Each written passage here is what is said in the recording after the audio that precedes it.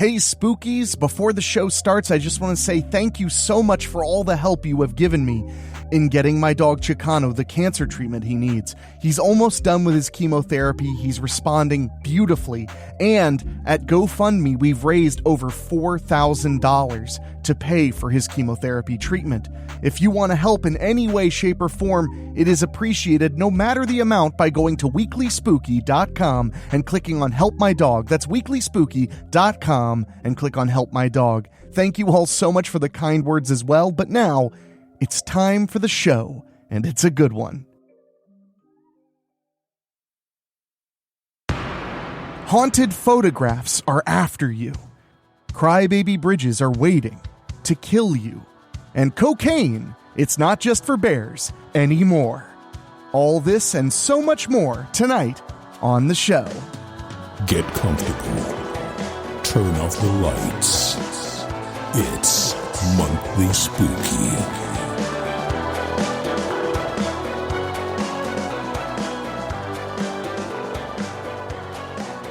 My Spookies! It's that time again. It's the last Monday of the month, and that means it is time for Monthly Spooky. I'm here with my good friend, Michelle. Hey. who always catches her cue somehow. And we're here to hang out with you, share some spooky news stories, and we're going to take a little bit of a dive into the phenomena known as crybaby bridges. Wow. Do you know what a crybaby bridge is, Michelle? Either it's like a really sad bridge, or like maybe it has a crying sound associated with it. You're like really hoping it's a sad bridge, Yeah. Aren't you? Yeah. It's okay. You're allowed to want that. But yeah, we're going to talk about that in a little bit. But first, I just want to see, how are you, Chell? We haven't, last time we did the show, I was in really rough shape. Uh-huh. So, yeah, so we did a kind of a shorter show, and I literally, when we stopped recording last month's show, I literally went and laid down and fell asleep. Like that was a really rough time. So, but how are you doing? I don't know. I guess I'm okay. I don't know. I mean, could you ask somebody? Could you find out for us? I don't have anyone else here to ask. I mean, I could try to ask someone. You could like open your window and just yell at somebody walking by, "Hey, how am I doing?" They'd probably just say like, "Fine," because they would think that I meant, "How are you doing?" And then, or they'd wonder if they would think you just meant like you wanted affirmation from them. Yeah. How am I doing? You're doing great. Thanks. That would be nice. Affirmations are always nice. Yeah. But things are going well. We've had some crazy weather both in Ohio and Philadelphia. We have? Well, at least temperatures have been insane. Yeah. I mean, we got like massive snowstorm, or not we got one a while back, but we got like freak snow out of nowhere a couple of times. But we've had multiple days here in the scenic Dayton, Ohio area, which is the Paris of Ohio. And we have had a ton of days where it is like 55 degrees during the day, and then at night it's like 26. Mm-hmm. And bouncing back and forth really makes, since I talk into a microphone damn near every day, at least a couple of days a week minimum, boy, did I notice the weather's changing so fast. Yeah. Oh my gosh. Like I cannot keep the inside of my schnoz moisturized to save my life. Sorry. I mean, you can use that saline spray. Oh, that stuff is like worse than the ailment. Okay. I mean, I like it, but You like snorting saline? It's kind of nice. In what way? In the way that it works, and it makes my nose and or throat actually feel better. I may have to give it a shot. I have some. I have a bunch of different nasal sprays. Like I have the medicated one for when life is just bullcrap. Mm-hmm. Like when you literally are like, nothing I can do will get me to breathe through my nostrils. Then I have that. Because for those who don't know, this is the most valuable information I will ever put out into the world. Afrin nasal spray is habit forming. I learned that the hard way when I was a teenager. Wow. When you were a kid, I don't know, are you different now when you get like a flu than you were when you were a kid? Because I am.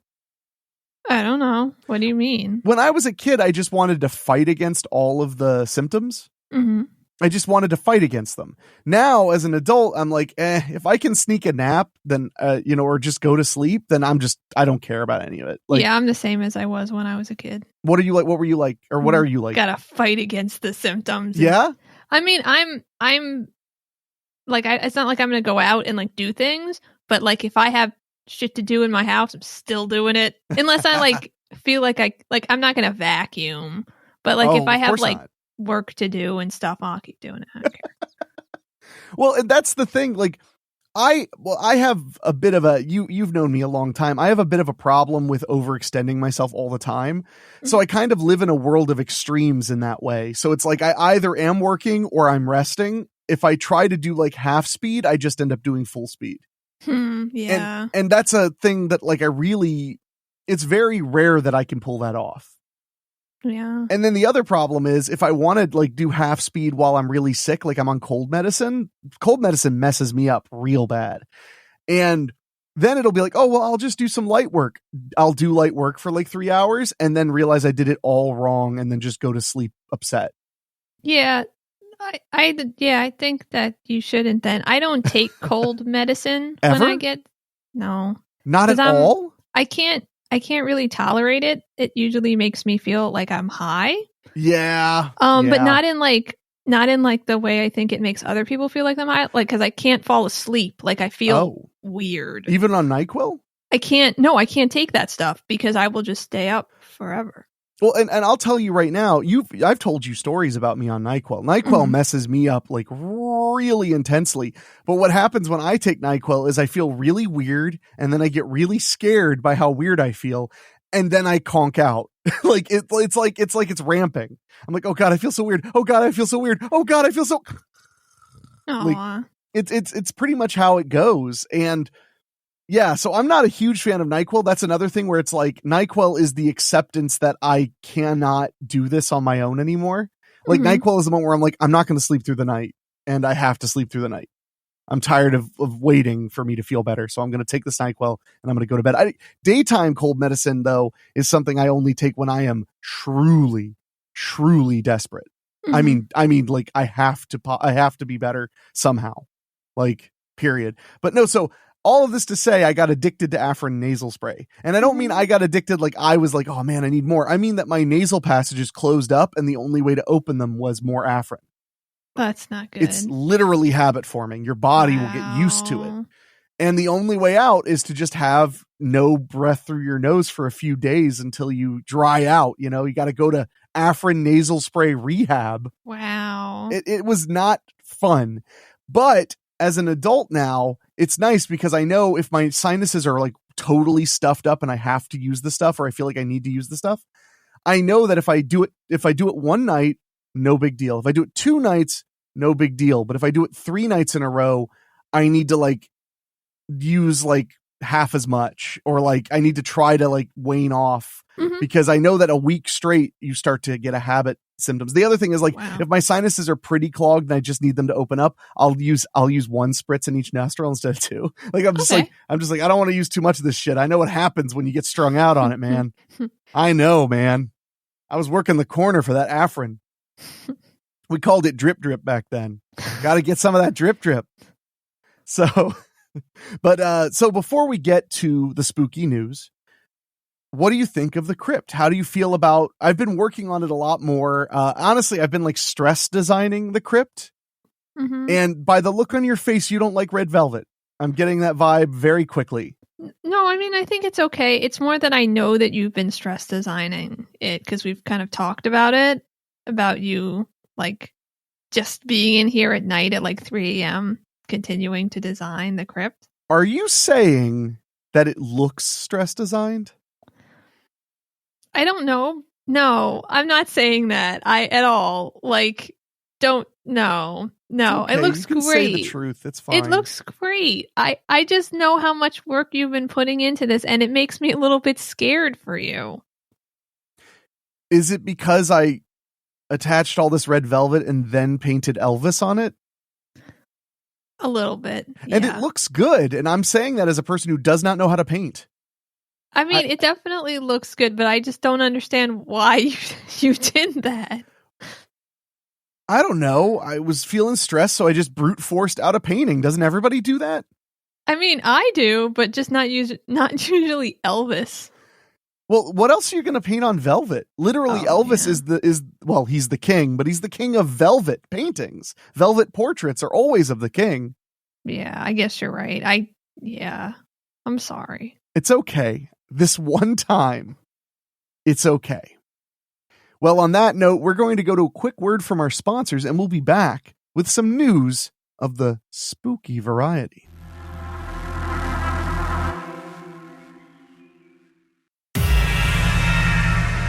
Uh-oh, Chell.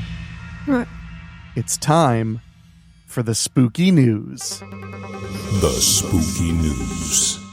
All right, this first piece of spooky news comes from mirror.co.uk, or as I call it, the place with all the ghost stories. My goodness. Since we started doing the show, I cannot believe how much content mirror.co.uk is just about ghosts and demons and stuff. That's because it's the UK and they have their lots of older buildings, so they have more ghosts. That's true, but our entire nation is built on an ancient Indian burial ground. Why aren't we as haunted as they are? Maybe the people who used to live here didn't have reasons to stick around, so they went off to the next life or wherever they go. How snobby. Yeah, they were like, we don't want to deal with these people that ruined our lives. These animals. You can just say it. You can go ahead and say it. You can say it. Yeah. But this story, mortified woman buys portraits, then discovers alarming ways every person in them died. So first of all, Chell, would you ever buy a portrait of people you don't know? Like that are not famous in any way? It depends on what the portrait looks like. If it was really cool, maybe. Like if it was creepy and clearly everyone had been murdered in the pictures? No. Like not during the photo, but I mean like they just had that look like they're murderable. I mean, I was thinking more like it was just a really cool portrait, like done with really interesting techniques and stuff, and I valued it as art. But well, then that would make sense because I think this person probably wanted these portraits because they're old. And old photography is very interesting and very unusual. Sometimes though, like old pictures of people are scary, and I don't want them in my house looking at me. You mean like the photos where they're clearly dead? I mean, like where they're literally a corpse, because that was when they used to take people's pictures. Yeah, those. Yeah, those creep me out really bad, and I wish you hadn't brought it up. Sorry.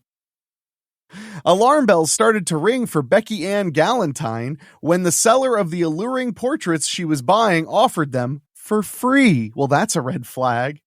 No, it's not. Maybe you just don't want the portrait anymore. Have you?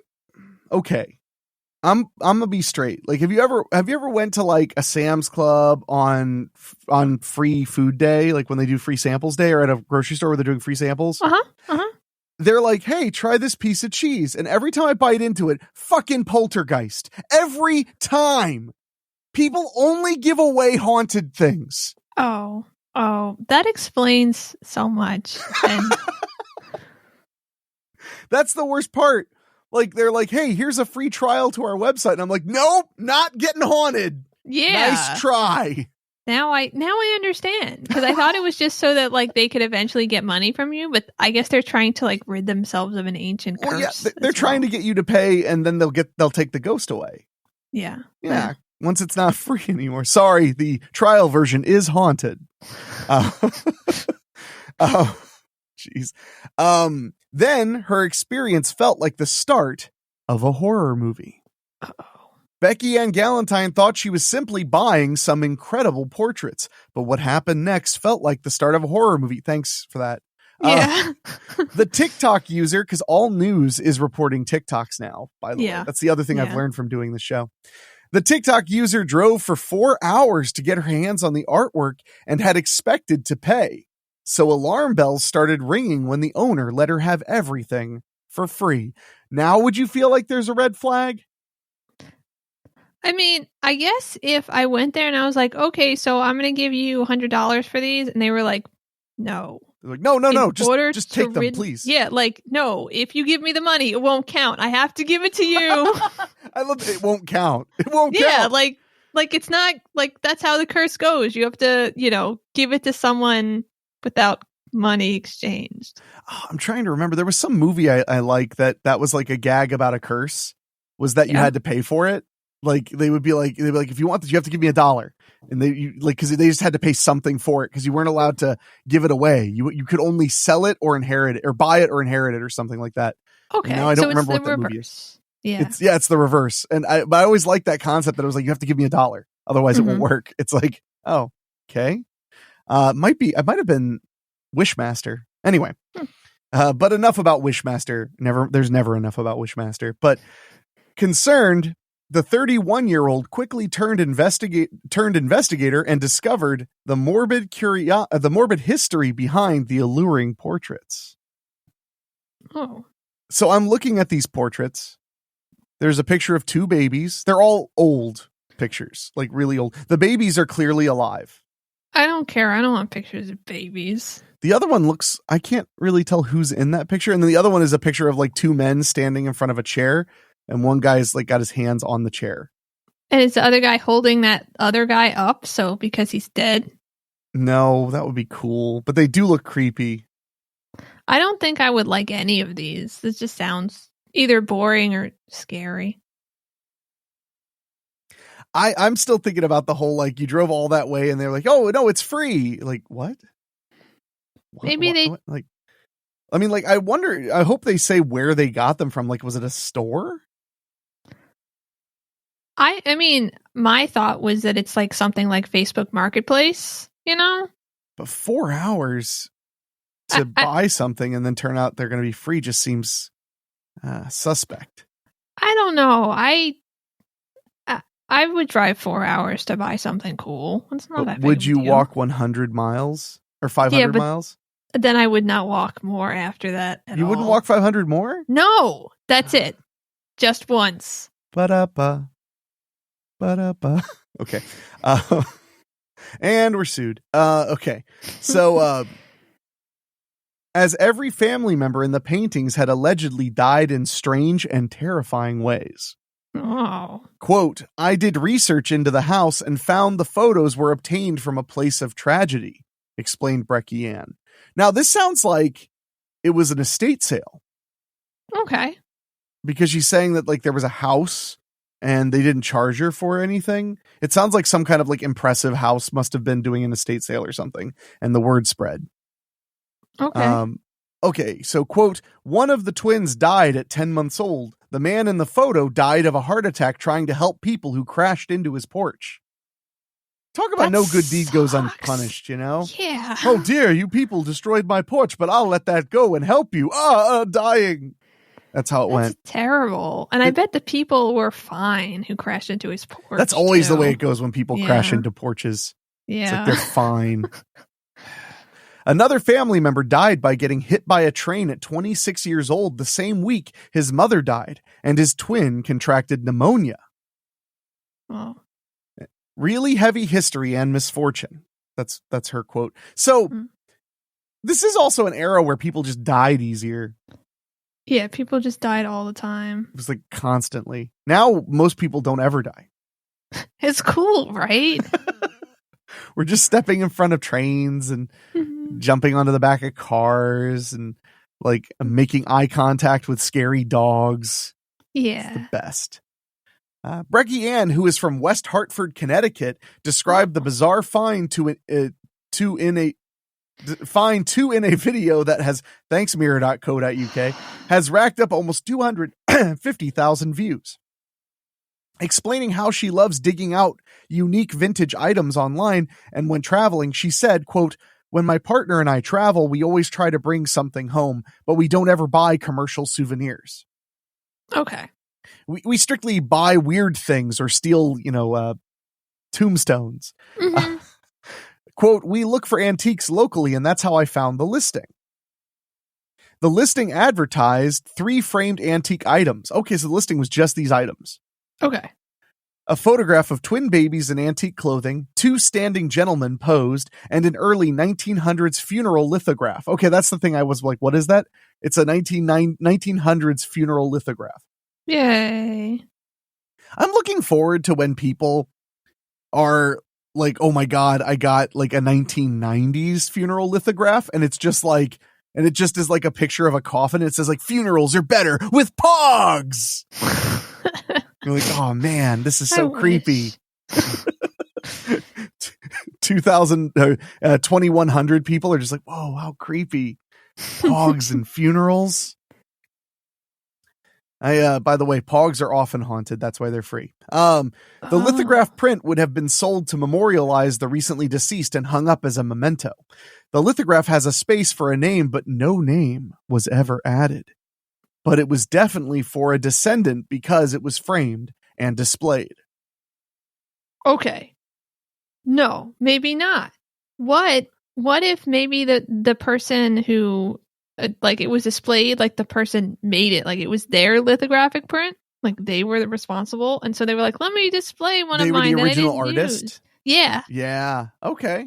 Or what And if they that's just why it didn't have a name. What if just everybody was dying around them so fast they bought them in bulk and there was just one left over? Yeah, and they were like, we could just frame it. It's fine. No, we'll just have it ready. It's one in the chamber, you know? Yeah. Oh, damn, you're good, Chell. After spotting the bizarre artwork on Facebook, well done. See? I'm giving you your due on that one. You nailed that.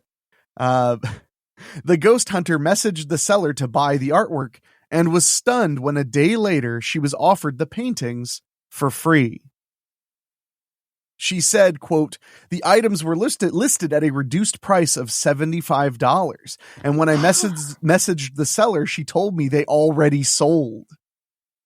The next day, the seller said she had a change of heart and canceled the sale in order to give the items to me for free as long as we could pick them up. Huh. That's not sus at all. That's weird. I think that sounds perfectly average. Not even vaguely sus. Yeah. Stop being so disagreeable, Chell. God. Sorry. Oh my God. That just sounds so weird. I had a change of heart. I realized you need these for free. I'm guessing that she had said like, I'm a ghost hunter or something though. And that person was like, well, they're definitely haunted because they're bleeding like all the time. I would have thought that it's like what happened was the other people picked them up and then immediately brought them back and was like, these are haunted. And the person was like, yeah, but I just thought that you'd like them anyway. And they're like, no, I don't like them and you shouldn't charge people money for them. And then they were like, I guess that's true. And so they decided to give it to the next person for free. I like the idea that the person gave it was like, these are haunted. Like so deadpan too. Like there's no excitement in his, these are haunted. Yeah. These are haunted, sir. They were 4 hours away, but she was willing to drive to meet us halfway. Oh, wow. Drove 2 hours to give these away to you. That's okay. That's a little weird. Yeah. Yeah. I would have been surprised if you drove halfway to make $75. Yeah. No, I would have driven halfway to make $75. Would you though? Yeah. I mean, yeah. Where would you meet? You thinking like McDonald's or rest area or Cracker Barrel? What are you thinking? What about like some really weird deserted park? Meet me at this abandoned park. It's called Dead Child Way. Yeah. Or a graveyard. A graveyard. Or like an abandoned White Castle. Mm-hmm. Yeah. So let's see. Quote, that sounded an alarm. Who drives 2 hours to meet someone for something they're giving away for free? When we met her, we were given the photos along with a vintage copy of the Encyclopedia of Witchcraft and Demonology. You're going to need this. Okay, so let's play this out, Chell, okay? Mm-hmm. So let's say you wanted, what's something really valuable you wish you could have? Like that's like old or something, like an album or something. Oh, like an item that's not food? Not food, no. This is taking longer than I thought it would. Sorry, I don't really want anything. Really How about like some really nice, cool like vintage desk. that I Okay. can have. So you were looking at this nice, cool vintage desk, right? Yeah. And you're like, oh, I have a little bit of money somehow, so I'll buy it for $75 and it fits in my car. I got the measurements. And then I'm like, hey, so sorry I told you I bought that I sold the vintage desk, but now I think I should give it to you for free. Let's meet 2 hours each way. We'll meet halfway and I'll give it to you. So now we meet at this rest area or McDonald's or something, okay? Yeah. Hi, you're Michelle, right? Yeah, that's my name, I think. Oh, it's so nice to meet you. It's so nice to meet you. My name is Mortimer, and this is my desk, which I really want you to have for free. Oh, okay. Yeah, yay. Cool. Can I help you load it in your car? That would be helpful because I'm small. I noticed that, but I didn't want to comment on it because I'm very, very tall. Oh, well, thanks. I didn't notice. So. Oh, the weather up here is great, by the way. Will you take this desk? I mean, that's what I came for, so I think we're good. Mazel tov. All right, so we're gonna open this trunk. Okay. Yeah. Okay, so we got this. Pivot.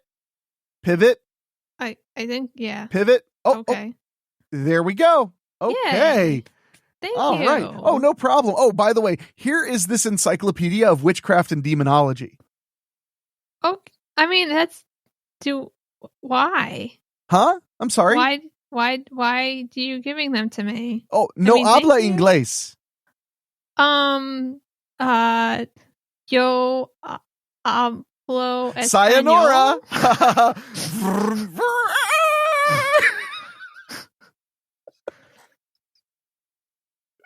So I imagine that's how it would go down. Yeah. Pretty much exactly.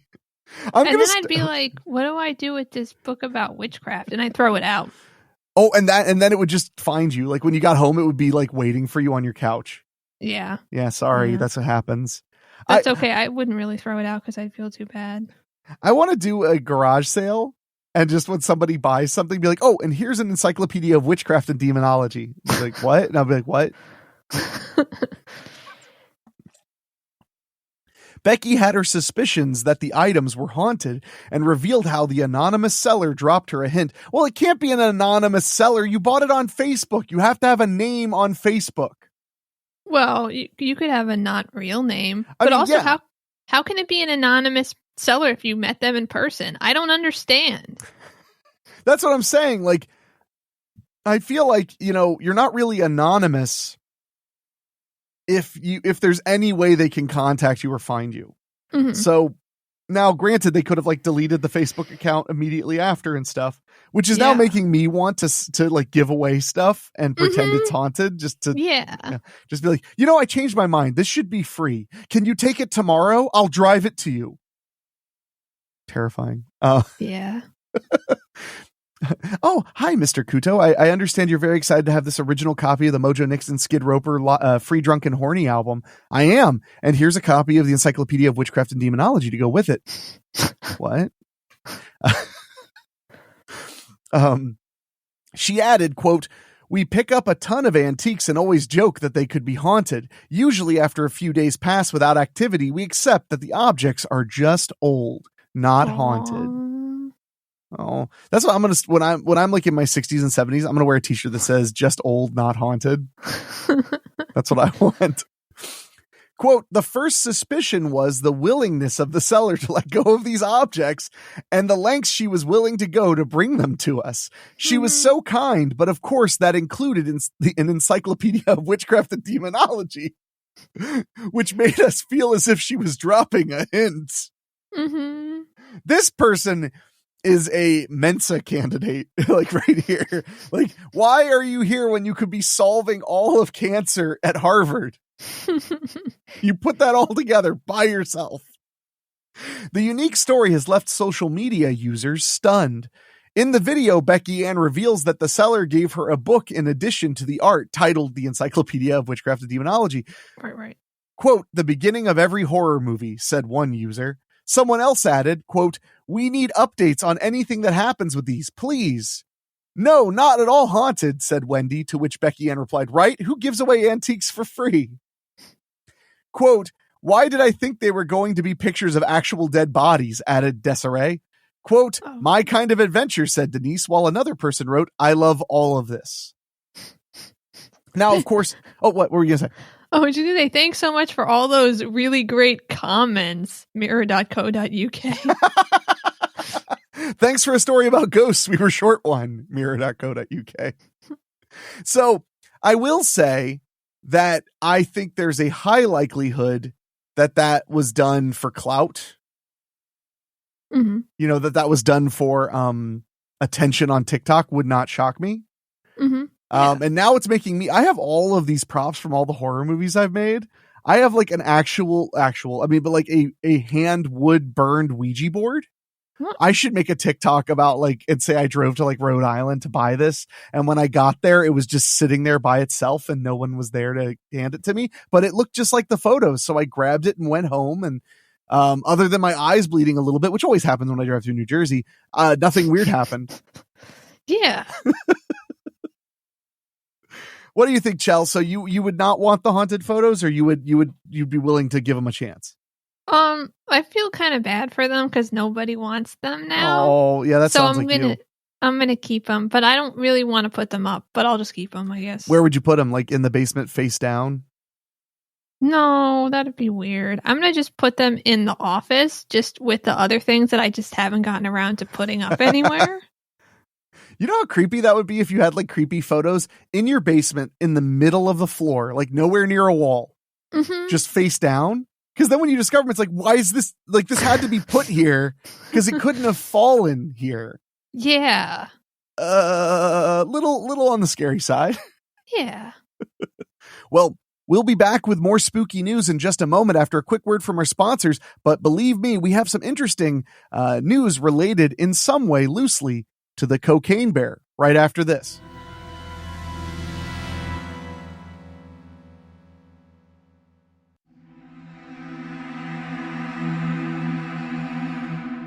Welcome back to the spooky news. And for those of you who joined Michelle and I last month, you remember we talked a little bit about the film Cocaine Bear and also about the true story of Cocaine Bear, which was not at all exciting compared to the movie.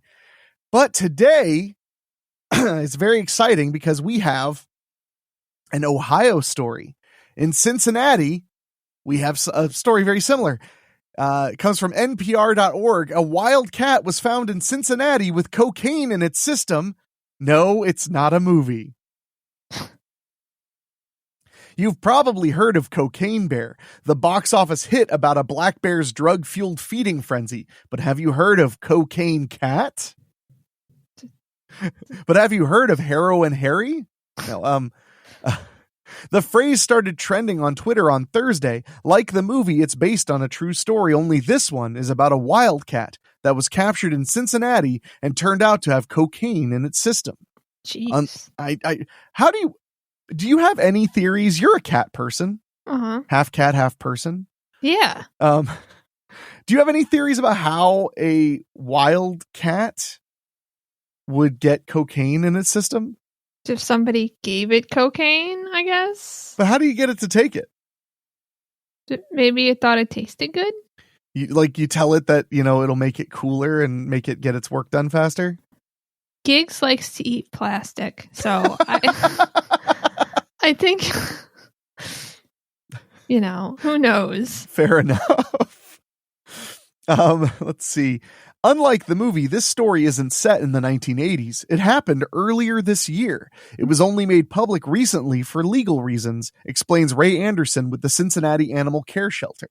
Aww. Quote, coming on the heels of the Cocaine Bear movie, we're not surprised it's gone viral, he told NPR via email. The protagonist of this particular tale is a serval named Amory. Oh. Serval? Do you know what that is? It's some sort of cat species. I mean, I'm assuming I'm showing you a picture. There's a picture of It's the kitty. So cute. I know. Don't you want to pet it?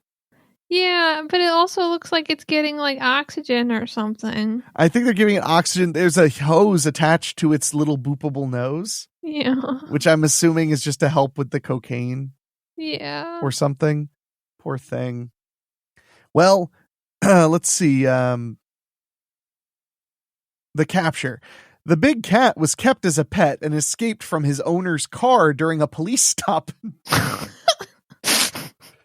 Oh, Cincinnati, I live 45 minutes north of Cincinnati. Cincinnati, you never disappoint. Never, ever disappoint. I'm going to start that sentence again. I was not prepared for that sentence.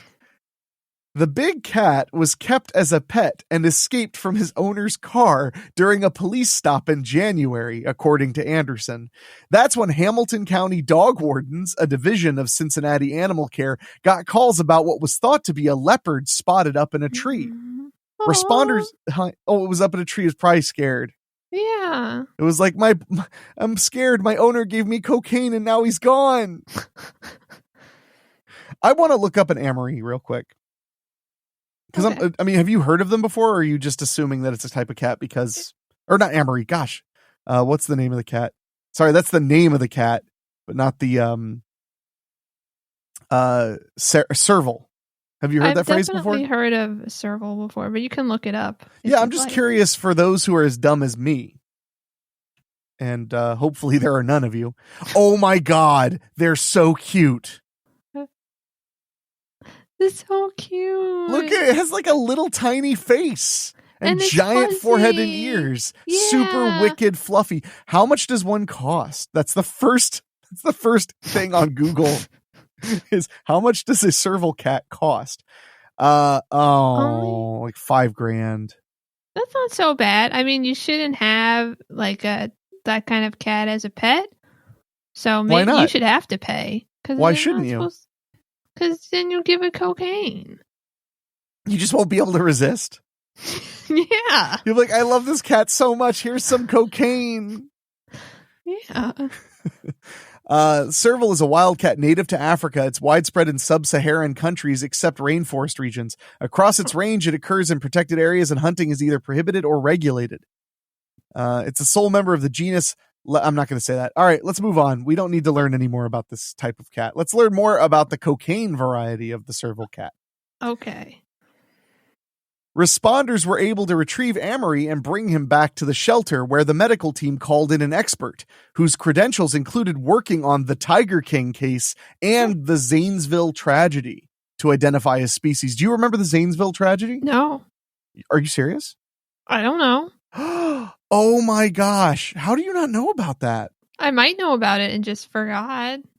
So the Zanesville tragedy was when somebody, I'm afraid to say it to not get all the information right. So I'm trying to find the info, but basically a guy owned a bunch of animals that like you shouldn't own, zoo animals. And he massacred a bunch of them. That's terrible. You don't remember that, do you? No, I don't remember that.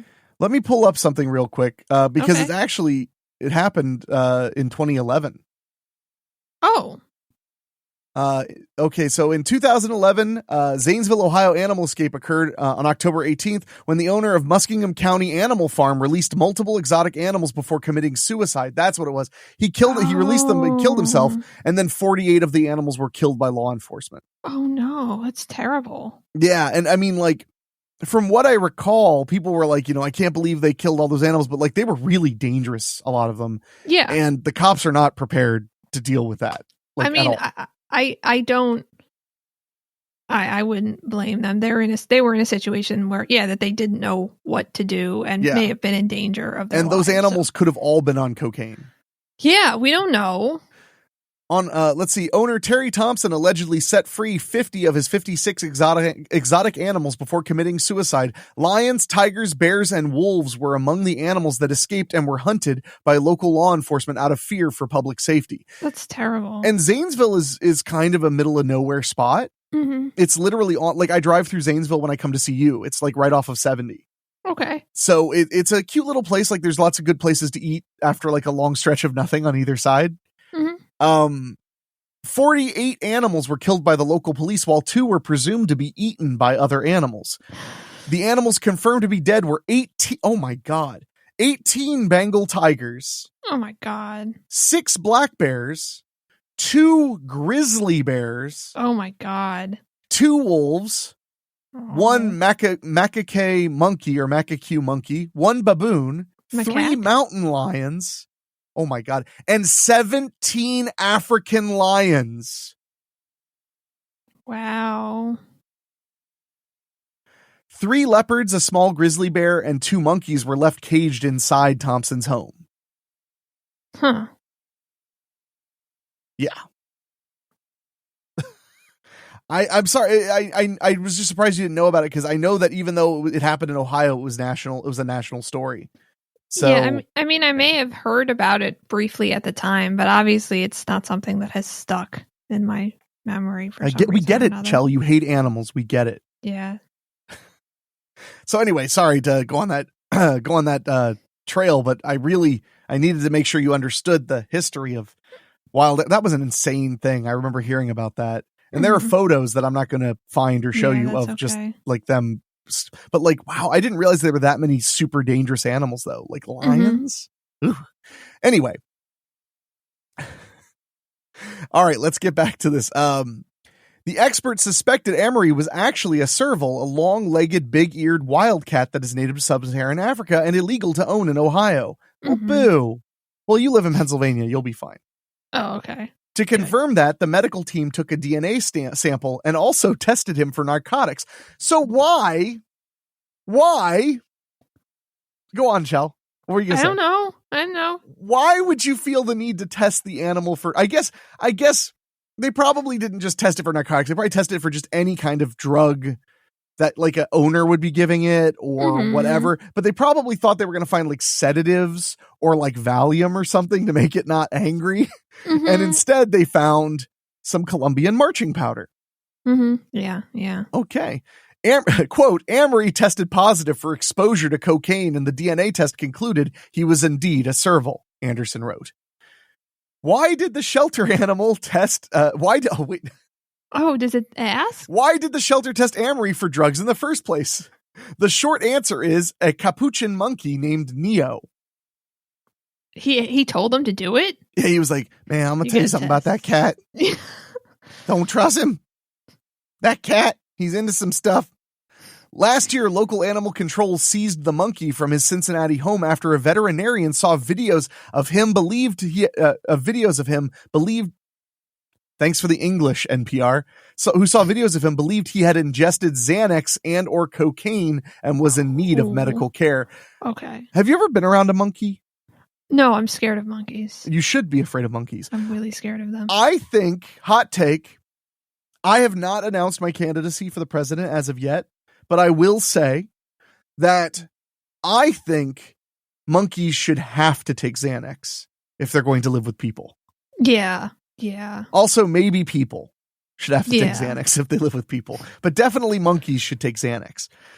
Neo tested positive for amphetamines, underwent treatment, and is now safely in an undisclosed location, according to Anderson. His owner was indicted on animal cruelty charges. Wow. Then they had to put him in an undisclosed location. Wow. Yeah, probably because, I have no idea why they put undisclosed. He probably didn't. It's in quotes that he said that. He probably just didn't remember where he went. He was like, God, was it Indiana or Michigan? Undisclosed location. Since then, Anderson says it's become standard protocol for the shelter to test for narcotics for any animal that is more exotic than the usual household pet. That's amazing. Man, I got to tell you, Cincinnati, Ohio, sounding more like Florida by the second right now. Wow.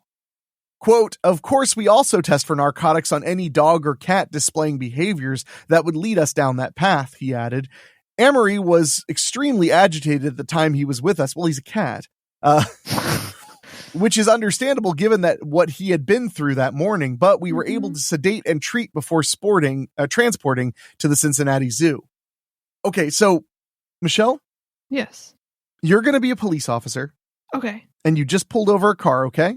Okay. And I'm going to be the guy who owns the serval cat that I just gave cocaine to that's in my car, okay? Okay. So you're walking up to the window. Okay, your window's not open. Down? Okay. I cracked it like halfway. License and registration. Why are you pulling me over, officer? you were going 105 miles an hour in a 55. I was under the impression that the 55 sign was in kilometers. It isn't. Can I see your license and registration, please? Sure. Let me just stop. Move. Sir. Yes. Sir, Yes. what are you trying? What are you touching over there? What's in the car with you? My license and registration. I'm trying to obtain it for you while you fascistly stop me on this road. Is that okay with you? I was referring to... Sir, step out of the car. Am I being detained? Probably. Go! Run, kitty! Run! Oh, what? You didn't see anything, officer. Okay, yeah, I'll get step out of the car. Okay. Okay. No need to... I'm being abused! Sir, I'm not even touching you. Help! World Star Hip Hop! I'm going to need backup. You're lucky my cat ran away. All right. I want Michelle to always be a cop in any skit from now on. Okay. I love how quick you're like, all right, you're going to need to get out of the car. Oh my gosh. Okay. Anderson declined to elaborate on the specifics of the toxicology report and said authorities are still looking for specific evidence that would indicate how the cocaine got into Amory's system. Quote, given the nature of his capture, we cannot currently say if this was intentional or environmental, he added. Mm-hmm. I will say, if you have an environment where cocaine is just everywhere and it's going to end up in your system, you can definitely afford a serval cat. Like, you definitely have the money for exotic pets if cocaine is just wafting around everywhere.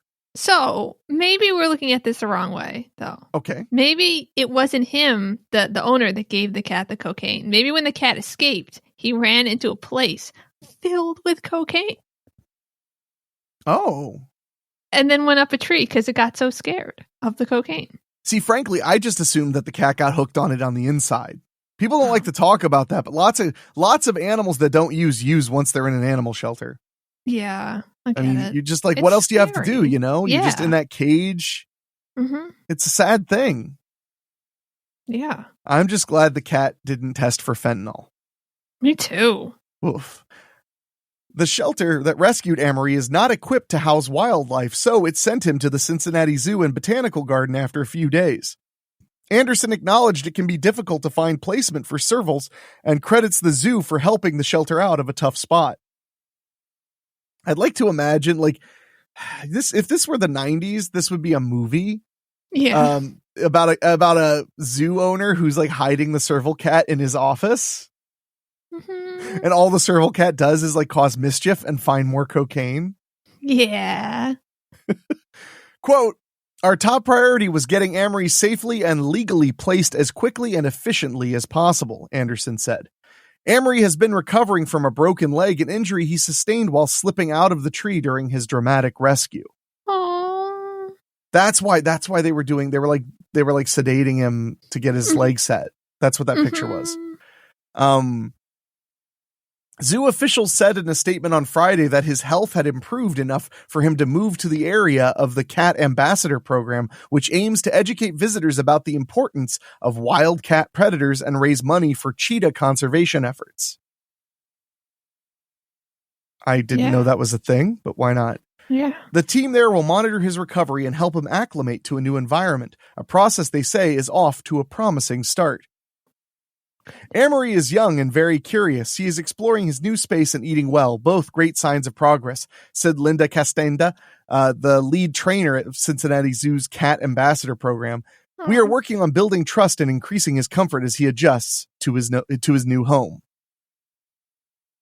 Amory's owner willingly signed Amory over to animal authorities. I'd like to think that they're like animal cops, like just like a donkey and a horse and like a wolf, and they're just like, you're gonna have to give them to us. Yeah.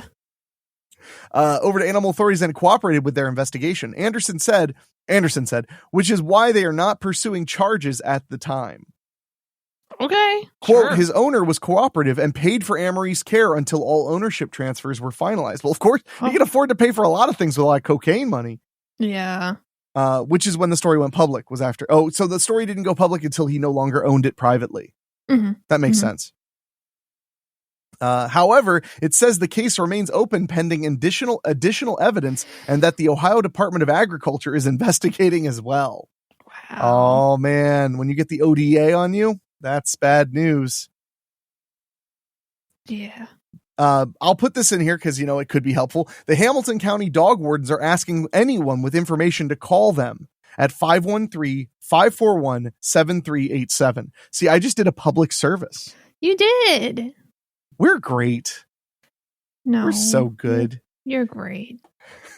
There have been a number of recent instances of wild animals gone wild in the U.S. A pair of emperor tamarin monkeys were stolen from and returned to the Dallas Zoo in January, while a Eurasian eagle owl escaped from the Central Park Zoo last month and remains free to this day, plus cocaine bear. It just says plus cocaine bear. I'm surprised they didn't talk about us, because in Philly we had a wild animal that we found recently this month. That's probably good for Philly. Murders went down because people were afraid of the wild animals. So Yeah.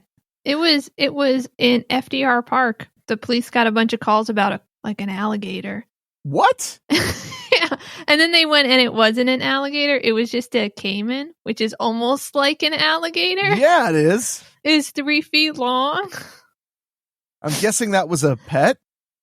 They figured probably because they don't live here. I would hope not. If they did, you never told me about it when I would visit. Yeah. I mean, I didn't want to scare you. I appreciate that. Yeah. You're a kind-hearted soul. That's not necessarily cause for concern, but Anderson advises caution. If you do happen to encounter an exotic or agitated animal, keep your distance as much as possible and contact local animal control. See, I was always taught if you saw a dog that was growling, it just meant that it was lonely and you needed to pet it. Mm-hmm. Offer it your hand. Yeah. Or any appendage, really. They're all good. They're all good options.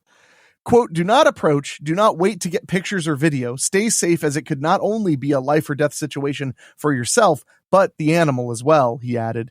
Let professionals handle the situation and get the animal to safety if possible. They're really playing We're So Kind and Compassionate after they killed Harambe. Mm-hmm. Never forget that. That was in Cincinnati. Jeez. There's another lesson his organization wants people to take away from Amory's story. Quote, we remind our community that there will be thousands of dogs, cats, and other animals in need of rescue entering our facility this year who will not receive this level of publicity. It wrote, urging people to visit their county animal shelter when searching for their next pet. Because you never know what animal you can find that's on cocaine. So I'd like one of them serval cats. Sir, we don't want people to have those. But I want it. Okay, fine. Yay. Can I give it cocaine? No. Okay. So let's see. I have two more for you, but let's actually go to a break and we'll come back. I've got one that you're going to appreciate because it's about a house. Oh, house. Yeah. So we'll be right back after these quick messages with more spooky news.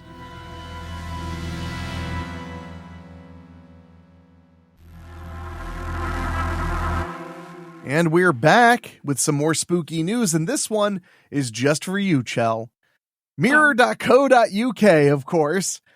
Inside spooky derelict house, which comes with a chapel and its own graveyard for $55,000. Well, 55,000 quid. That's not that much money. And I'm showing it to you so you can get a look at the place. It doesn't have a roof. It doesn't? It doesn't look like it does. No, maybe it does. Yeah. It won't let me zoom in. Oh, there it goes. So you can see a little bit better. Sorry, my Chrome is really slow. It doesn't look too bad. Oh, that's a tree. That's what I'm seeing. Are you looking out the window again and not at the computer? I don't know, maybe. So as a professional home inspector, what's your first thought looking at this one photograph of this house? It doesn't look too bad. I mean, it's got some... It looks okay. I think it looks good. You love it. Yeah. Would you buy it and live in there? Absolutely. Well, let's see. Let's find out some more information about this house. A bundle of buildings, including a home, chapel, and a graveyard, has gone on the market in Penherber, Wales for 55,000 quid, although would-be buyers are told to enter at their own risk. Yeah. A spooky derelict house complete with a chapel and its own graveyard has gone on the market for 55,000 quid. The bundle of buildings can be found within a quiet collection of cottages near the rural hamlet of Penherber. It's Penrherber. Penherber? Penherber? I don't know. For people who invented English, they're really bad at it. Boasting panoramic views, the property once finished could be turned into a number of homes to go on the market. However, before property developers begin thinking about moving on it, a peek inside the home reveals the amount of work required to bring it up to spec. Potential buyers are told at the outset they enter the property at their own risk, as foliage has invaded the house where plaster has crumbled and floors have fallen through. Uh-oh. So far, they haven't published any photos of the interior. Sorry. That's okay. I mean, they wouldn't, because it's probably really bad. Yeah, that's a good point. This is a little shot of the area. It's so nice. Yeah, it's like a little country road, dirt road, and there's like a house and then a chapel on the other side of the dirt road. Yeah. It's very pretty. And you get the chapel, too. Right? The chapel hall next to it is called the vestry. Yeah, and you do. Yeah, it's the home, chapel, and graveyard. It's called the vestry and is at least more watertight and can offer additional space and a characterful wooden ceiling to add a layer of history to the building. Inside the vestry, there's one large space with a sink in the corner. Yay, a sink. It's a weird. It's one large space with a sink in the corner. That's your chapel, kids. Come on, let's get you baptized. The building has the potential to be an amazing single-story dwelling or a workshop for a business. Yeah. From the outside, the chapel initially looks like it is the building in the best condition, although that is definitely not the case. Further inspection reveals dry rot, with floors having collapsed in parts and walls badly affected by fungal growth, leading to the chapel being condemned, so demanding a skilled and full renovation. Aww. Another cute picture. It's not even that big of a graveyard. There's like 5 gravestones in there. Yeah. It's nothing. That's nice. You can live in the graveyard, I guess, because you can't live in the house or the chapel. The safest place for you is the graveyard. Yeah. The chapel currently comes with the pulpit, pews, and upper balcony, and the substantial arched windows ensure the space is flooded with light and soaked in sunshine. The estate agent selling this bumper bundle of buildings states the site has the availability of mains water supply, mains electricity, and broadband and private drainage. Ooh. Oh. Chell, you buy this place, fix it up. We could live stream from it. We could. We don't even need to fix it up. We could still just live stream from it. Yeah, but I feel like you would need a hobby, so you'd be like, I'm going to fix this up some because I just like doing stuff like that. Oh, that just I sounds guess like so. you. Yeah. Yeah, look at that. Look at that pretty place. Oh, man.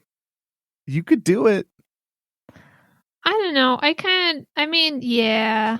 And I could just live in a tent while I'm fixing it up outside. Yeah. And then no one will mess with you because like, that's that crazy lady who lives in a tent next to the old graveyard. No, in the old graveyard. That's better than having a brutal pit bull. Like for keeping bad people away. Don't go over there. She lives in the graveyard. Jesus. Kids would be telling stories about you in no time. Yay. As with the majority of sales of now redundant chapels and churches. I'm surprised they don't just print in here, God is dead. Yeah. Just go for it, guys. Come on. As with the majority of sales of now redundant chapels and churches, there are covenants attached to the sale usually, but not exclusively, regarding access to the graves in the grounds for families of those laid to rest at the site. You don't have anything to say about that? I don't know. Would you just move the bodies?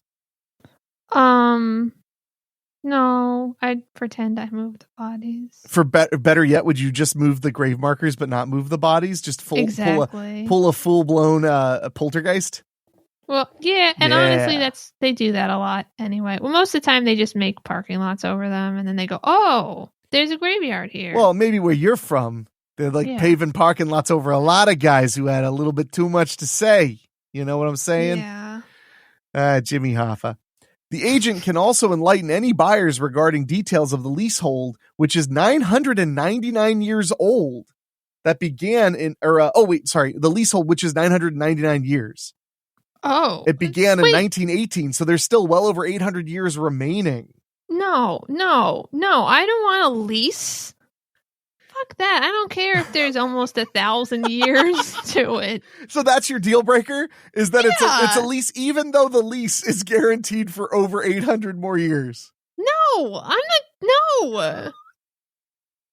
Somebody can probably come and be like, well, we're like taking it back. And I'll be like, oh no. The people from 1918, just like, I really need to take this back. You defaulted on something. I'm sorry this turned out to be a lease. It's being sold by a real estate agent. I don't care. Oh, wow. Look at this. Oh, see, Chell, you work in the housing business. So there's still well over 800 years remaining in the lease, plus further information on the annual service charge and the ground rent. Yeah, I don't want to live here. I'm done. This is what it took. Yeah. You were all about it until you found out it was a lease. Listen. Yeah. There's like a grounds charge and then like a service year thing. Like what?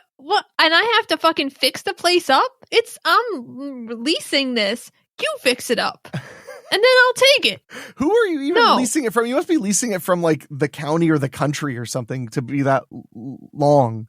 Well, I mean, what if I'm just leasing it from a family that has land nearby? Well, so could it be? Would you lease something for 999 years? Would I lease something to someone for 999 years? It seems like a bad deal. It does. But I feel like there's probably a reason that was done and not sold. So I just don't know what it is. It's weird. Maybe that was the only way they could donate it to the church originally or something. Maybe. Because that is weird. I mean, 999 years, you don't expect anybody's going to make it through that. You know, like that's 1,000 years. Yeah. I mean, it's a really long time. It's basically saying forever, but I still don't want to lease and I don't want to pay things. Like, come on. I love how mad you are about this. This is wonderful. Oh. This has made my whole day. Good. So, 100% not in on this derelict spooky house lease. I guess it's a sublet, right? Right? Oh. I don't think it's a sublet. I think I'm just taking over the lease. Oh, okay, that makes sense. You know? Sorry, folks. Michelle needs at least eternity on any ownership. I'm sorry. No. I mean, even if the lease was like a never-ending lease, no, I don't want it. I mean, to put it into context, if we went 1,000 years back from where we are right now, we're talking like feudalism. We're talking like before anything that we know that's modern. Like we're talking before potatoes existed in Europe. If you go back 1,000 years. So I'm just saying, if you go forward 1,000 years, it's going to be a very different world. I wouldn't anticipate me, I mean, obviously, or anyone related to me or any sort of family line still existing after 1,000 years. Wow. No, we'll be all gone. But that's not the point. The point is, I don't want to pay a lease and then have monthly fees when technically somebody could probably come and just be like, I don't want to lease this anymore. I'm breaking the contract, maybe. Like the King of England? He's just like, I'm taking this back. Yeah, exactly. So I don't want it. No. Fair enough. I mean, man, I've never heard you hard pass so hard before. Yeah. It's okay, Chell. Mm. Take a deep breath. Oh. Okay, don't. That's fine too. Gosh. All right. So, this next story, it's kind of in the realm of spooky news, but I felt like it was worth covering. This is from Reuters. Winnie the Pooh horror film canceled in Hong Kong. Oh. So, for those who don't know, there's a film called Blood and Honey, Winnie the Pooh. It is a horror film based on Winnie the Pooh. It is a violent, gruesome, gory torture film that is not played for laughs at all. It is entirely played like it's real.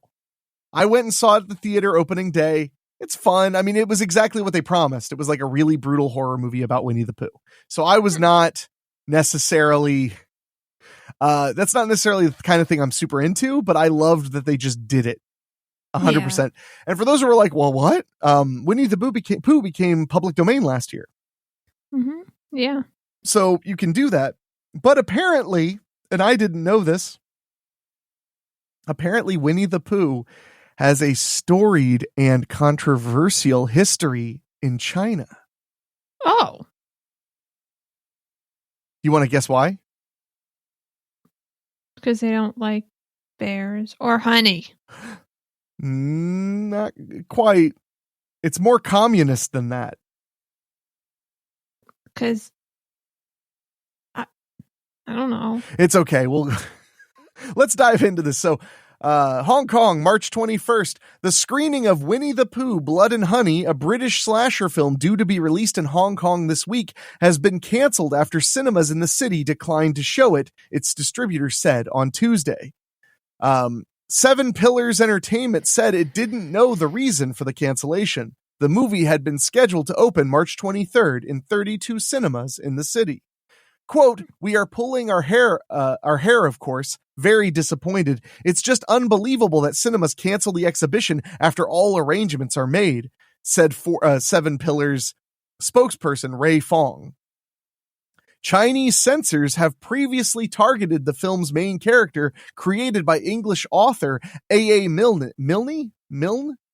over memes that compare the bumbling bear to President Xi Jinping. Interesting. So this is a protest thing in China that I just learned about, that they refer to him as Winnie the Pooh, and to make fun of him, they'll have people dress like Winnie the Pooh or draw Winnie the Pooh. Wow. And I love it because, oh, bother, like, of all things to be what attacks you and what you feel defensive about, Winnie the Pooh. Yeah. Like, am I crazy? It just seems like that's not threatening. Maybe that's the reason it's a problem. You know? Maybe. The comparisons began in 2013 when Z visited the United States and met his then counterpart, Barack Obama. And some online commentators seized on their likeness to Pooh and Tigger. Oh man. Well, it makes sense. I mean, Obama's tall and thin. Now it's just like it's a body shaming thing.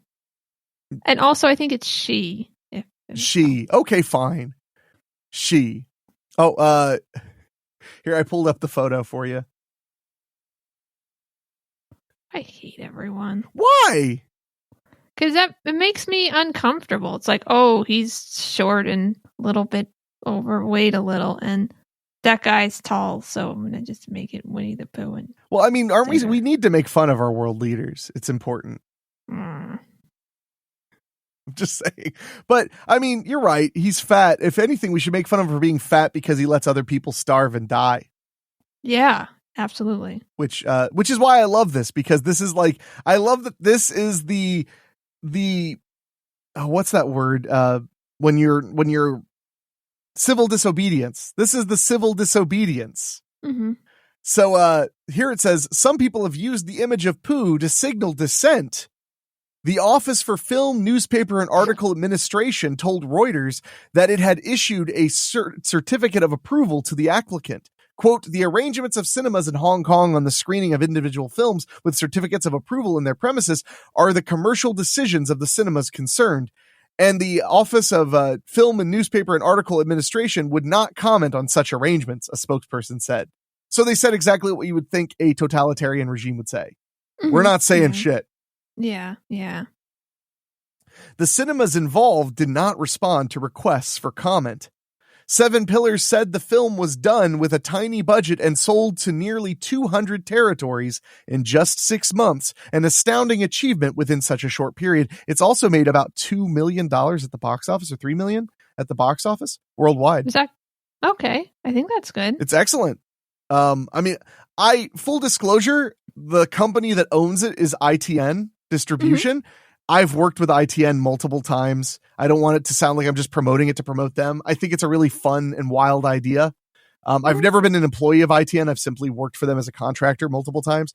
They're a really cool place. They've put out a ton of my movies and produced a bunch of movies with me.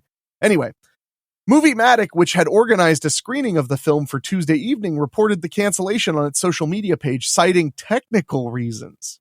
Aww. See, that's how you know it's censorship, is when they're saying it's a bunch of everybody has the wrong answer.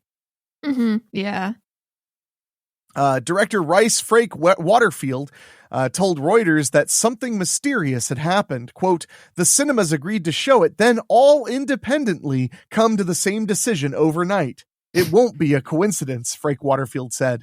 Quote, they claim technical reasons, but there is no technical reason, he said. The film is showed in over 4,000 cinema screens worldwide. These 30-plus screens in Hong Kong are the only ones with such issues. Beijing imposed a national security law on Hong Kong in 2020, cracking down on dissent after the city was rocked by anti-government, pro-democracy protests a year earlier.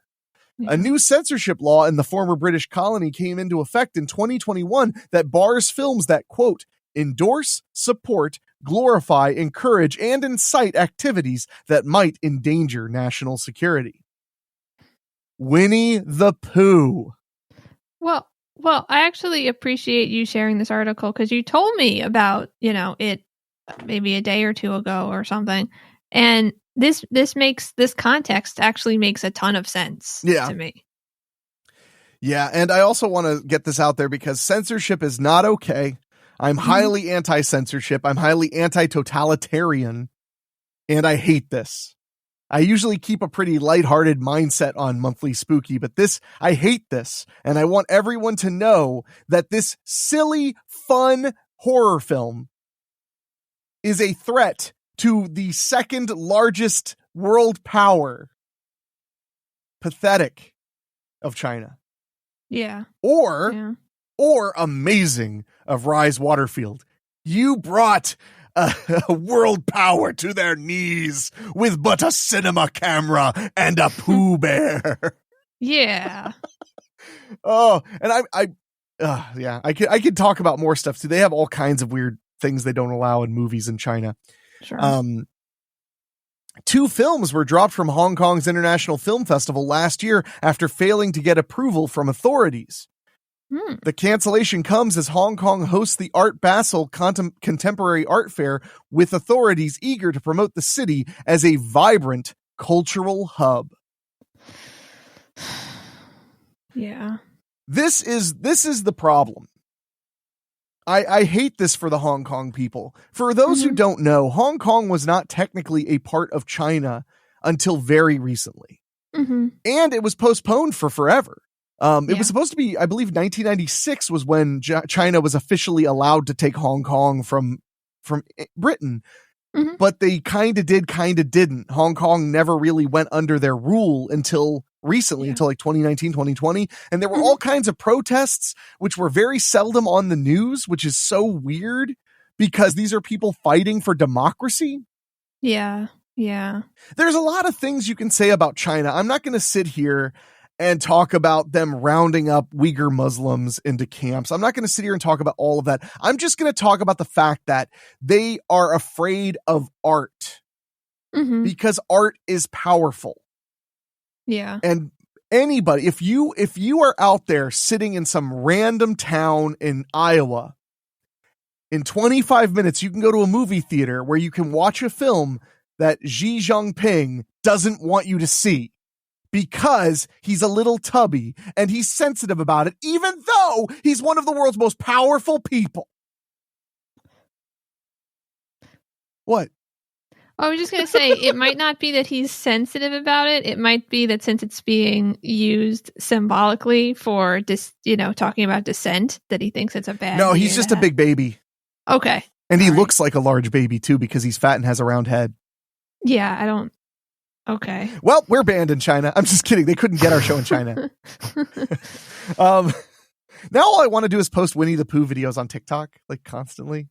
Okay. I mean, go for it. But no, my point is just that I hate this because when people say it's not a big deal, when something minor, a little movie or a little TV show or whatever gets censored or gets diluted, people often will say it's not a big deal. They'll say like, oh, well, you got to pick your battles. No, because if this mattered enough for them to not only censor it, but kind of keep it quiet, then F them. And by F, I mean fuck. Fuck them. Yeah. I hate that. I said fuck earlier, so we're already ruined. I mean, I said shit in the first 30 seconds. Yeah, you're good at stuff like that. Sorry. You're really good at swearing at the last possible second, Oh. Butts. Yeah. I don't know why I said butts. I thought that'd be funnier to say butts. No, but that's all. I don't mean to get on my soapbox, but this is literally the soapbox I built. And I will say that sincerely. What we do at WeeklySpooky, what I do as a filmmaker, what I do as in every creative endeavor I've ever taken on is branched from the concept that free speech is important. Because if you silence anybody, it opens the door to silence everybody who you don't agree with. And that's why I'm proud of our podcast. I'm proud of the fact that we have some stories that are kid friendly. And if you're new to listening to this, look at our feed. It says explicit whenever the stories are explicit. So if you want to listen to one in the car with your kids and you're not worried about them getting scared, we let you know if they're swearing. We absolutely do. And most of the time there is, because these stories are written by adults for adults for the most part. But we tell stories about all kinds of things, stories about violence, about murder, about, really heinous things. We tell stories from women's perspectives, men's perspectives, straight people's perspectives, gay people's perspectives. We tell all kinds of stories because it matters. It doesn't matter that you listen. It matters that it's published so that someone can listen. If you listen to the podcast and you hear an episode and I don't know, something in there doesn't agree with you and you skip to the next one, you are not a bad person. You are allowed to yourself be like, I don't dig this. It's too violent, or I don't dig this. It talks about sexual assault or something that really bothers me. That's totally okay. It's saying that it can't exist. That's the problem. Yeah. Yeah. That's all I wanted to get across. And it makes me mad because, ironically, this incredibly violent, bloody movie about slaughtering young women is harmless fun. It actually is harmless fun. It is meant to be harmless fun. And the severe violence is not what got the movie shut down. Because it actually got an approval. Yeah. It should also be mentioned, this article didn't mention it, but they didn't allow Christopher Robin to be released in China. Well, that makes sense then. I mean, the Winnie the Pooh movie, Christopher Robin, which came out in 2018. Let me just pull up an article real quick. Okay. I cannot not laugh when I see the article just has a picture of Xi right next to Winnie the Pooh. They do look a lot alike. I mean, if you think they're identical. So, okay. They're brothers from different mothers. Chinese censors have banned the release of Christopher Robin, new film adaptation of blah, blah, blah. Yeah, it was banned. They banned, what was that? Wasn't that a Disney movie or something? I don't know. I'm just saying, that's a big movie. That's not a little indie movie that could, which is what Winnie the Pooh, Blood and Honey is. It's the little indie movie that could. No one ever thought it was going to be so successful. So I guess my point is, it's okay, Michelle, if you're pro censorship. I understand. I'm not here to guilt or shame you. Thanks. But I get, this is one of the few things, I probably get passionate about a lot of things, but this is something that really matters to me. I just do not accept censorship. Censorship is the antithesis of everything I have done with my life. Mm-hmm. I make my living on speech. So Yeah. all I have to say is, if you haven't seen Winnie the Pooh, Blood and Honey, and you're the kind of person, if it's the kind of thing you'd like, if you like that kind of thing, go see it and know China is a bunch of stupid babies. And by China, I mean their government, and more importantly, Pooh Bear himself, Xi, whatever. Xi Xi Jinping. Xi Jinping? Yeah. Xi, not Xi? Jinping. Xi? Xi. I know, because I listen to NPR and they say she all the time, and I think they're talking about some woman, and I'm just like, what's happening? No, they're just talking about a Winnie the Pooh stand-in. All right, we're gonna take a quick break because we'll hopefully still have sponsors. And when we get back, we're gonna talk about something I've wanted to dive into for a while, Michelle. We're gonna talk about Crybaby bridges, one of my favorite urban legends that's just all over America. Right after this.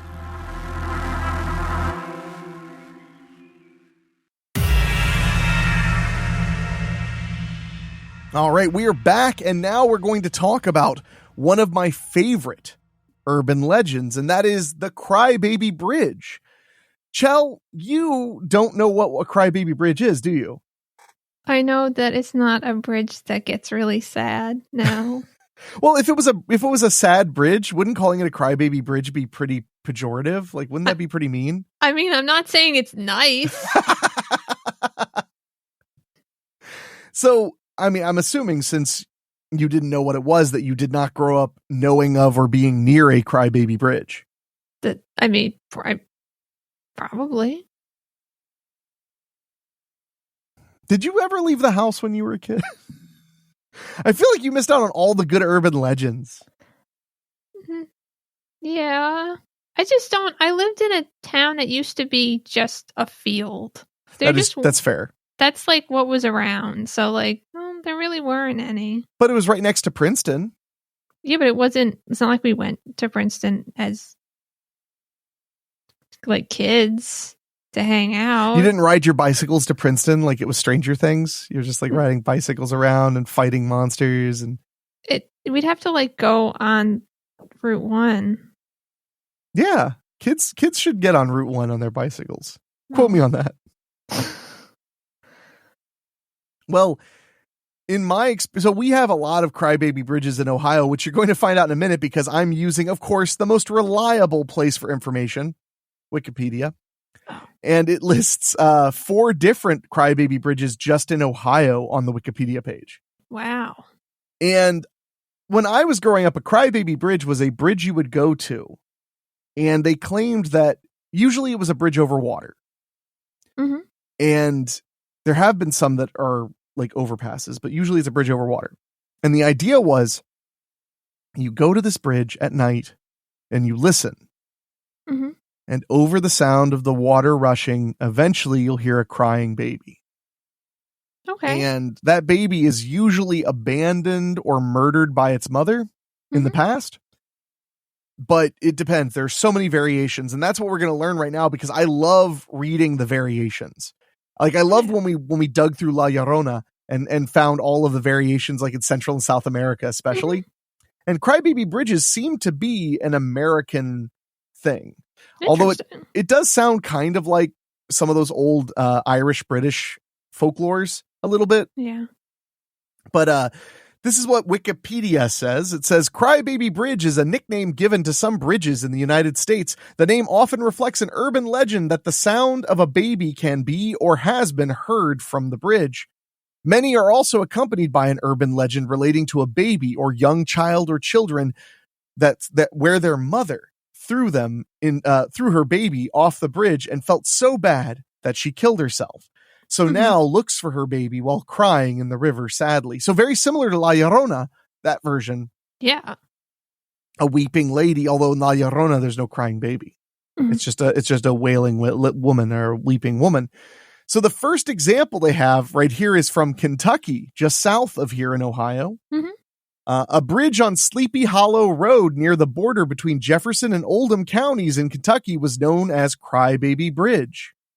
Reportedly, mothers would drop their unwanted, sick, or deformed babies off the bridge to drown in water. and their crying can still be heard to this day. Oh, that's great. The original bridge has been replaced by a newer one made of steel and concrete. The bridge is one of several rumors about locations along Sleepy Hollow Road. You know, one time I was driving through way northern PA, like way north. Probably you've never been that far north in central PA. Like there's just nothing. You're basically in upstate New York. Yeah. And I remember one time driving along, and you know how your GPS, like you can see your car in your GPS and you'll see like roads you're passing. Yeah. I'm on the highway, but I see a road off the highway and it was Spooks Hollow Road. And I was like, what? For real? Oh, awesome. I wanted to go there. Yeah. It turns out there are several Spooks Hollow roads. Huh. I know. I'm surprised. There was a road in North Carolina in like the Outer Banks that was called Gravy Lane, but not gravy like turkey gravy, but gravy like Graves gravy. How was it spelled? Gravey or IE? I don't remember. I thought you were gonna be like, but not like turkey gravy, but like sausage gravy. I was like, oh, Chell's lost it. So, Gravy Road. That's nice, Kentucky. But Ohio, I mean, those are rookie numbers. You got to bump those numbers up, you know, in this racket. So here are some examples of roads of these are just the ones that happen to be on Wikipedia. I'm not looking for Ohio ones in particular. Okay. But in Ohio, the first one is Rogues Hollow. One of many purported Crybaby bridges is located near Doylestown, Ohio, in an area known as Rogues Hollow. The bridge is located on Gale House Road between Rogue Hollow Road and Hamtown Road. Sorry. Hamtown sounds nice, though. The bridge spans Silver Creek. Deep in Rogues Hollow, this road previously led from the bottom of the hollow, Hamtown Road, to the top of Rogue Hollow Road. The bridge is only approachable from Hamtown Road from May to October, as the steeper portion of the road is seasonally closed to prevent accidents. Okay. That's saying something in a generally flat state like Ohio. The bridge is property of the Rogues Hollow Historical Society, which also owns the adjacent Chidester Mill. So that one, I wish they'd given a little bit more about the about the heritage and the history, but this one does. Oh, wow, this one's nearby. Oh, shit, that one's like down the road. You should go there. Oh, I am. Are you kidding? Go now. Okay, bye. So this is the Screaming Bridge of Maud Hughes Road. Okay. Maud Hughes Road is located in Liberty Township, Butler County, Ohio. That's the county south of my county. Okay. Yeah, Butler County. It is reputed to have been the site of many terrible accidents and suicides. Railroad tracks lie 20 feet below the bridge, and at least 36 people are said to have reported dead on or around reported dead on or around the Maud Hughes. Are said to have been reported dead on or around the Maud Hughes Road Bridge. Ghostly figures, mists, and lights have been reported, as well as black hooded figures and a phantom train. Oh. Do you remember our phantom train incident? No. When we went underground? Oh, yeah. In Philly? Yeah. So you tell it. Okay. So we went into this, what's it called? Like a viaduct. There's just this place, big tunnel underground in Center City, Philadelphia. And we were going in there, and next to it, there's like a adjacent tunnel, and it has actual like running trains, and it like was coming through the tunnel as we were going down into it, and it scared Henry. It scared me, yeah. Yeah. No, it totally did. Well, but the reason it was so extra creepy is some people are maybe aware of this, some are not, about color, about how light has color temperature. Mm-hmm. So we're underground. The only light we're getting is like the little slots of sunlight coming from wherever. Yeah. But it's overall pretty dark. When the train comes through the tunnel, the train's headlight is like a tungsten lamp. So it's very, very orange. You wouldn't notice how orange it is unless your eyes had adjusted to daylight. So it didn't just look. You look down the tunnel and you just heard a rumbling and like hellfire slowly getting brighter. It looked like a portal to hell had cracked open in that hole. Yeah. It was, and it wasn't like, oh God, but it was like, whoa, that's creepy as hell. Mm-hmm. That whole place was cool and creepy at the same time. Yeah, I miss that place. It's going to be a park. The underground part? They're going to put a park underground? Yeah. Is that how bad things are in Philadelphia? They're like, look, you can't be out in the sunlight. That's where they'll get you. Who? Any of them. You got to be underground. They're really I don't building know, a park but underground. that is supposed. Yeah, they're really making it. I don't know if they've started yet, but that's like if it was going to become a park. That's legitimately crazy to me. Yeah, I like it. Except that it will take away the nice underground tunnel. Yeah, and that's the thing. When we were there, I think the other reason I was so surprised was I just didn't think that anything used under there because it was so filthy and disheveled and just like a mess. I didn't think that trains would run through there anymore. What? Why are you laughing? You didn't think the trains would run through filthy, disheveled places. I'm sorry. I live in Ohio, okay? Unlike your city, my city, Dayton, has never been pointed out by the president of Mexico as a bad place. So, there. Yeah, I know. Yeah. Say you're sorry. No. I felt you were just like, I'm sorry. What am I sorry for? I mean, I am, but what is it? So, anyway, okay. So, the legend says that a car carrying a man and a woman stalled on top of the bridge. The man got out to get help while the girl stayed. When the man returned, the girl was hanging on the bridge above the tracks. The man then supposedly perished with unexplained causes. What? I mean, I get, that's how you know you're dating a woman who's way too clingy. You're like, I'll be back in 5 minutes with help. And you come back and she's like, I couldn't do it. And she just hung herself. You're like, wow, that would have been a stressful marriage. Yeah. To this day, many people have reported hearing the ghosts' conversations. So just like, I need milk. Yes, milk. Yeah, I need milk. Milk will be good. Okay, cool. I'll go get some milk. Get some cereal too. I should get a gallon of milk if you're going to have cereal too. I'm sorry. Is that a problem? No, it's not a problem. I'm just figuring out how much milk to get. I don't mind getting more milk if you're going to drink it. I'm going to be eating it. Oh my God. I just like the idea you could overhear their conversations. Mm-hmm. Then a woman's scream followed by a man's scream is heard. Oh.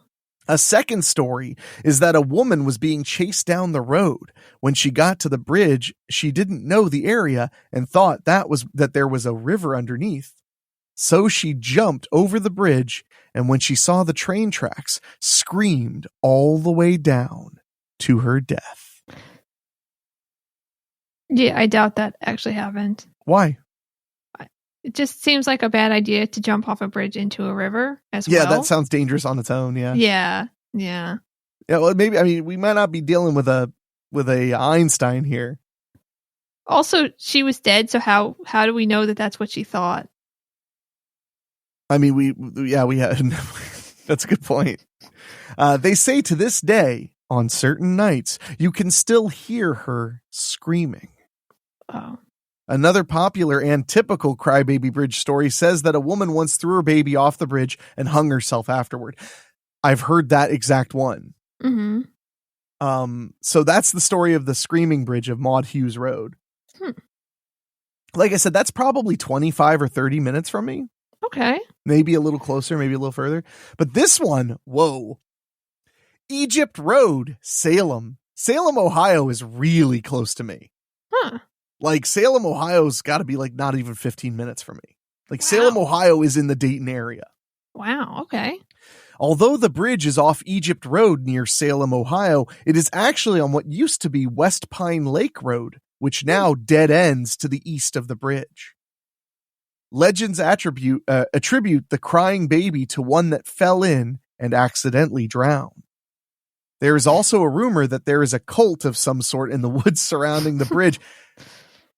Around here, the satanic panic must have really boomed in the 80s because every friggin' place, whether it's Frankenstein's castle, which is this creepy tower that's actually just kind of a cool stone tower. We've talked about it before on the show. Whether it's that place or there are a few other like creepy spots. There's a creepy windmill out in the woods, stuff like that. It's always people in cloaks and Satanists gather there.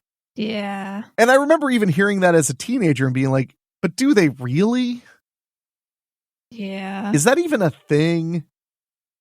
Like, are you for real? If it wasn't, it is now. I'm sure there are some people who are like, oh, okay, I can do that. That sounds like fun. Party. Yeah. I just don't know what it is about around here. They sure do love their Satanists. Okay, let's see. Yeah, there's also a rumor about a cult of some sort surrounding the woods. In 2010, there was a murder of an elderly woman that was found strangled to death and burned just off the bridge. Oh, okay. So, Salem is not a very nice area. I didn't volunteer that immediately.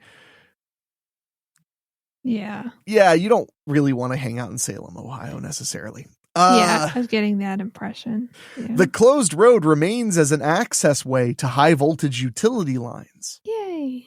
The baby cries have been said to be heard at night or during the day. Huh.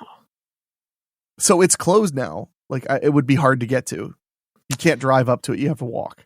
Okay, yeah, but there. I mean, since you have the high voltage lines, you definitely you can get there. Oh yeah. And here's the last one. I don't know exactly. Oh, this one's over by. This is more over by Pennsylvania, I think. Okay. Wisner Road. This Crybaby Bridge is in the area of the Melonheads. Oh. We've talked about the Melonheads on here when I did Spooky on the Road. I talked about the Melonheads in Michigan, but there are Melonheads reportedly in Ohio. Melonheads are these supposed people who have weird heads because of either some people claim genetic experimentation, some people claim inbreeding, and some people even around here sincerely believe they exist. I do not. I don't really have an opinion. Maybe they do. It's some weird. But a lot of people believe in Melonheads out here. Interesting. Yeah. I was more of a Lemonhead kid. Yeah. That's what I wanted to. Yeah. The bridge is on Wisner Road in Chardon Township, Cuyahoga County, Ohio, just north of Kirtland Chardon Road. A large section of the road is permanently closed. The bridge lies just before the south end of the closed section. I like how a lot of these are on closed roads. That makes it even scarier. Yeah. Yeah. Because nothing is scarier than a road that dead ends. Yeah. Unless it not into a cul-de-sac. I just mean and there's no more road. Do you remember when I first came to visit you and I got horribly lost in a pine barreny area? Yes. Yeah. Yeah. The first time that I met you, that was the first time we met in person, right? Or was Yeah. I think it was. So I drove out to see you. I lived in North Jersey. You lived in Central Jersey. So I drive down. It was hour and a half or something, maybe less. And as I'm driving, this would have been 2007 or 6 or something. So I didn't have a GPS and there were no smartphones that I could afford. So I get lost. I have MapQuest directions printed on paper in my day. So I get lost and I'm like, okay, well, no big deal. I'm just going to drive on this road until I get to something, like a gas station, a turnaround, just anything. So I drive and drive and drive and drive. And sure enough, the road just ends in a wooded area with 2 abandoned factories on either side. Yeah. And a car with no tires in front of one of the buildings. And I just remembered shrugging, going, I guess I die. I guess this is the end of me. Yeah. So I got nervous. I turned around. I drove the other way until I finally found somewhere. I got directions. I figured it out, whatever. But the next day, I went to Best Buy and bought my first GPS because I was like, well, that was the first time I'd ever been so lost. I actually wondered if I could get unlost. It was very scary, actually. It's funny now, but I was really creeped out. Yeah, I can definitely imagine. Luckily, your mom made me dinner and that cheered me up. So, Yeah. now we're going to go to Maryland. Oh. There are only 2 more states. I'm surprised. I feel like there are more, but maybe they're not reported in here. That's why I'm always transparent about we're using Wikipedia. That way they get the blame when they're not thorough and not me. In Weird Maryland, your travel guide to Maryland's local legends and best kept secrets, author Matt Lake. We've had lunch with Matt Lake. Yeah. Remember my big British friend? Yeah. Yeah, I forgot he writes on the weird books, a bunch of them. He wrote Weird New Jersey, or he wrote Weird Pennsylvania. Oh, cool. Yeah. I don't know if I knew that. Yeah, that's my buddy Matt. Matt is easy to remember because he is a very large Englishman. Mm-hmm. He's like Yeah, 6'2". nice. He's such a nice guy. Oh man, Matt Lake, Mark Moran, don't know him, and Mark Schuerman also don't know him. None of them are as cool as Matt Lake. Include 3 first-person narratives of Crybaby Bridge experiences in Maryland. The locations mentioned are the Governor's Bridge Road Bridge, the Governor's Bridge Road Bridge, one on Lotsford Vista Road, and a third unspecified but possibly described, the Lotsford Vista Road Bridge as well. Oh. The latter narratives make mention of purported satanic churches near the bridge and the appearance of the Goat Man. Wow. I love how the world of like weird state things and urban legends and everything is like the MCU. It's like, oh man, in this Crybaby Bridge, the Melonheads showed up. Like maybe they're teasing a Melonheads legend next. You know, the Goat Man was out there. Ooh, maybe the Goat Man's coming next, you know. And you didn't have any Jersey Devil or anything growing up, did you? We weren't in that area. Sorry. It's okay. I'm not upset. I'm just disappointed. Yeah, no.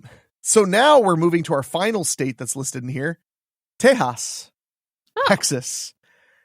And Texas, adorable. Such a big state, only 3. Oh, that's so cute. The first Texas is DeKalb, Crybaby Bridge or Spook Bridge, located about 25 miles west of Texarkana. Well, Texarkana, we did an entire episode on the Phantom Killer on Terrifying and True. That was a murder that happened in Texarkana, a bunch of murders. You should definitely check that episode out if you haven't already. And the movie The Town That Dreaded Sundown is based on the Texarkana murders. That's also near where Boggy Creek happened, where the legend of Boggy Creek occurred, where the Bigfoot, the folk monster, Folk, Arkansas. So Texarkana is already quite a spot. Yeah. 25 miles west of Texarkana runs across County Road 4130, located 4 miles south of DeKalb, Texas. Legend says that a mother driving a car plunged into the creek and the baby drowned in the near freezing waters. Mm-hmm. So it's interesting. So we're getting further away from where these stories tended to originate. And now the stories are becoming a lot different. Like that one's a tragedy. It's not something somebody did on purpose. Yeah. It's like a mother's car crashed and her baby didn't survive because the waters were so cold. Mm-hmm. So let's see what Lufkin, Texas has for us. Jack Creek, a stream west of Lufkin, Texas, has for years been known as Crybaby Creek. Supposedly because a woman and a baby died when their auto veered off a wooden bridge and fell into the steep creek. Annette Sawyer of Lufkin said visitors who come to the site at night claim they have heard sounds resembling a baby crying. Okay. It's very similar. It is. One visitor supposedly found the imprint of a baby's hand on her auto window after returning from the bridge. There are stories, and forgive me, I try to know a lot about folklore and urban legends, but there are stories of train tracks where supposedly if you park your car and like idle, or not idle, but like kind of coast over the tracks, you'll find children's handprints on the back of your car if you put talcum powder on it. Well, that's nice. You've never heard of that? Not that in particular, no. Wow. No. There are a bunch of spots like that too, but I don't think they're Crybaby bridges. Now I gotta know. Children's handprints, talcum powder, ghosts. I'm so good at Google. Yep, found it. Wow. Yeah, haunted. Oh wow. So it looks like there are several of these ghost tracks in San Antonio and stuff like that. And there are crybaby bridges where they say if you sprinkle baby powder on the bumper of your car, you'll see little handprints in the powder after they push you. So the idea is that you see the handprints because they're trying to get you out of the way. They're trying to save you. Yeah. There is a crybaby bridge around here, or a train track that has that legend. I've heard that one as a kid, that you find children's handprints all over the back of your car. So anyway, what was I saying? One visitor supposedly found the imprint of a baby's hand on an auto window. Okay, so now we've got our final Texas story. Port Neches, or Neches, Sarah Jane Bridge on East Port Neches Avenue in Port Neches, Texas, is said to be the bridge from which a baby of the same name was thrown into the alligator-infested water by a man who had murdered the child's mother. Oh, no. Now we're back to that evil crap. All right. Yeah. Yeah, there we go. It is said Sarah Jane can be heard crying from the water when one stands on the bridge on hot summer nights. Aww. The child's mother, a headless ghost wandering the woods nearby, can also be heard whispering, Sarah Jane, as she searches for the forest with a lantern. Aww. The legendary Sarah Jane is Sarah Jane Block, who lost no children and lived to the age of 99. Huh. So here's the really interesting part. We're almost done with this story. But this, in my opinion, folklore is a lot like Crybaby Bridge stories. They never get old. It took Chell a second, but she got it. Sorry. Yes. I got it. So this is a section about the controversies regarding Crybaby Bridges, apparently. In 1999, Maryland folklorist Jesse Glass presented a case against several crybaby bridges being genuine folklore, contending that they were instead fake lore that was knowingly being propagated through the internet. And in 1999, when people were like, you mean that thing for nerds with spreadsheets? I was on the internet in the early 2000s getting creeped out by reading folklore shit. Yeah. So, that was my favorite. According to Glass, nearly identical stories of crybaby bridges in Maryland and Ohio began to appear online in 1999, but they could not be confirmed through local oral history or the media. That's extra tricky for me because, I was born in 86.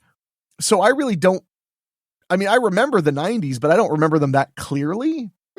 Yeah. So it's like, I can't be like, oh no, I heard all about that in the 80s or in like 91. Yeah. Actually, I might have only heard about it in the 2000s. Right.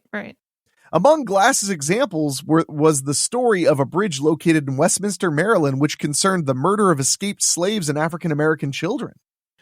It's located specifically on Rockland Road, just off Uniontown Road outside of Westminster's city limits past Route 31.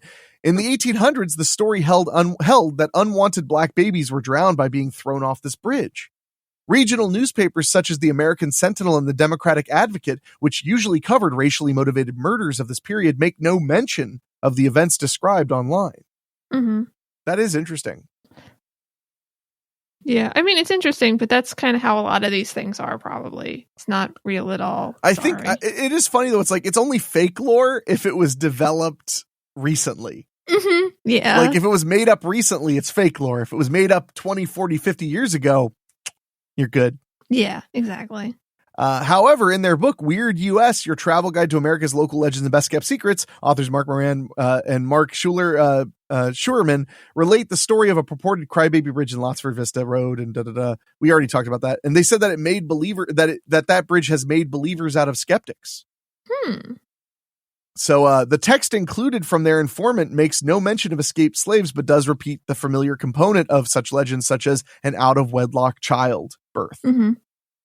So, yeah, that's a nice rundown of the Crybaby Bridge. And now it makes me wonder, Chell, is there a Crybaby Bridge we can send you to for a report? Probably not. What if there is? There's not. Will you go? Will you go and record yourself with your phone? It depends on how far away it is. Maybe. Sorry, I have to say hi to Gigs. Hey, Gigs. Oh, found a Crybaby Bridge in Bucks County. Where in Bucks County? Van Sant. Hold on, I'll look it up. Jeez, you're so rude. Also, there's Oh, it's in New Hope. Oh man, that's far. Is it? It's like an hour. Van Sant Covered Bridge, sometimes called Van Sant. It's Van Sant with a D in there. Was built in 1875 south of New Hope near Washington Crossing Historic Park. There are rumors that Van Sant's bridge could be haunted. The bridge is allegedly a crybaby bridge where a young woman killed her child and then herself. Her cries, the story goes, can still be heard at night. And this is from visitbuckscounty.com. Dope. I think that's the only one. Everything I'm looking, oh my gosh, everything is about New Hope. Wow. But there's like podcasts and YouTube channels all about it. Wow. I'm excited now. So, anyway, all right. Well, we're going to go to a break and we'll come back and we're going to wrap things up, talk a little bit about horror media, things we're up to, Michelle's podcast, which is doing a lot of cool stuff. You've published so many episodes already. Ugh. I know. But we'll be talking about all of that and a little bit more after these quick words.